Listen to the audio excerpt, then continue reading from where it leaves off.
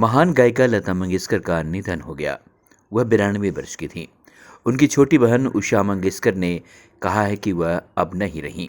उनका सुबह निधन हो गया। गायिका कोरोना वायरस से संक्रमित पाई गई थी और उन्हें बीमारी के मामूली लक्षण थे। उन्हें 8 जनवरी को ब्रीच कैंडी अस्पताल की गहन चिकित्सा इकाई में भर्ती कराया गया था, जहां डॉक्टर प्रतीत समदानी और उनकी टीम की देखरेख में उनका इलाज चल रहा था। लता मंगेशकर की हालत में सुधार हुआ था और वेंटिलेटर पर हटा दिया गया था, लेकिन शनिवार को उनका स्वास्थ्य फिर बिगड़ गया था। दोस्तों, हम आपको बता दें कि लता मंगेशकर का असली नाम हेमा था। उनका जन्म 28 सितंबर 1929 को हुआ था। उन्होंने अपने करियर में संगीत की दुनिया में जो मुकाम हासिल किया, जहां तक कोई नहीं पहुंच पाया है, न ही शायद पहुंचेगा। एक भारतीय पार्श्व गायिका और सामयिक संगीतकार लता आज हमारे बीच नहीं है, लेकिन उनके सदाबहार गाने हमारे साथ रहेंगे।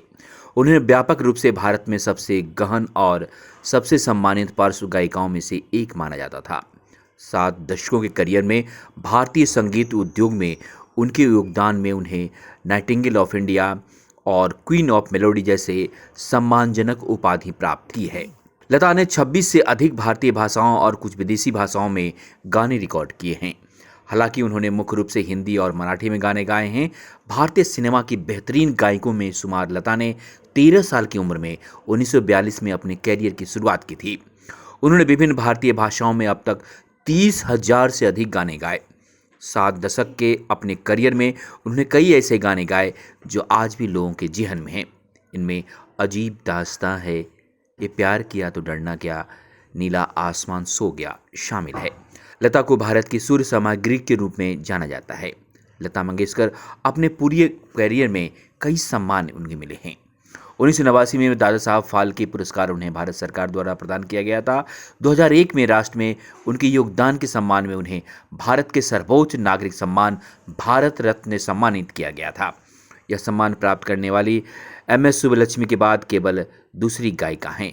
फ्रांस ने उन्हें 2007 में अपने सर्वोच्च नागरिक पुरस्कार of the Legion of Honour से सम्मानित किया। वह 3 राष्ट्रीय फिल्म पुरस्कार, 15 बंगला फिल्म पत्रकार संघ पुरस्कार, 4 फिल्म फेयर सर्वश्रेष्ठ महिला पुरस्कार, 2 फिल्म फेयर विशेष पुरस्कार, film fair life time achievement पुरस्कार, कई अन्य प्राप्त करता हैं। 1974 में वह लंदन के रॉबर्ट्स अल्बर्ट हॉल में प्रदर्शन करने वाली पहली भारतीय बनी। 1942 में ही जब लता 13 साल की थी तो पिता की हृदय रोग से मृत्यु हो गई। नवयुग चित्रपट फिल्म कंपनी के मालिक और मंगेशकर परिवार के करीबी दोस्त मास्टर विनायक दामोदर कर्नाटकी ने उनकी देखभाल की। उन्होंने लता को एक गायक और अभिनेत्री के रूप में अपने करियर शुरू करने में मदद की। लता ने नाचू या गाड़े हेलो सारी मन्नी होश भारी गाना गाया था, जिसे सदाशिव राव नवेरकर ने बसंत जावलेकर की मराठी फिल्म कितनी हसाल के लिए संगीतबद्ध किया था, लेकिन गीत का अंतिम कट से हटा दिया गया था। विनायक ने उन्हें नवयुग चित्रपट की मराठी फिल्म पहली मंगला गौर एक छोटी भूमिका दी, जिसमें उन्होंने नताली चैत्रीची नवलई गाया, जिसे दादा चंदेरकर ने संगीतबद्ध किया था। मराठी फिल्म गजबाऊ के लिए उनका पहला हिंदी गाना माता एक सबूत दुनिया में बदल दू तू था। लता 1945 में मुंबई चली गई, जब मास्टर विनायक की कंपनी ने अपना मुख्यालय वहां स्थानांतरित कर दिया। उन्होंने भिंडी बाजार घराने में उस्ताद अमन अली खान से हिंदुस्तान शास्त्रीय संगीत की शिक्षा लेनी शुरू की। उन्होंने बसंत जावलेकर की हिंदी भाषा की फिल्म आपकी सेवाओं के लिए पा लग्नु कर जोरी गाया, जिसे दत्ता जावेरकर ने संगीतबद्ध किया था। फिल्म में नृत्य रोहिणी भाटी ने किया था, जो बाद में एक प्रसिद्ध शास्त्रीय नृत्यांगना बनी। लता और उनकी बहन आशा ने विनायक की पहली हिंदी भाषा की फिल्म बड़ी माँ में छोटी भूमिका निभाई। इस फिल्म में लता ने एक भजन भी गाया था, माता तेरे चरणों में।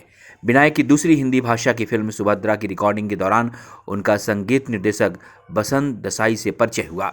लता मंगेशकर के 4 भाई बहन थे, मीना खादकर, आशा भोसले, उषा मंगेशकर और हृदयनाथ मंगेशकर, जिनमें से वह सबसे बड़ी थी। मुंबई के ब्रीच कैंडी अस्पताल में कई दिनों के इलाज के बाद गायिका कोविड-19 से अपनी लड़ाई हार गईं। उनकी मृत्यु 6 फरवरी 2022 को सुबह 8:12 पे हुई है, जिसमें मृत्यु के कारण मल्टी ऑर्गन फेल्यूर था। Bureau report.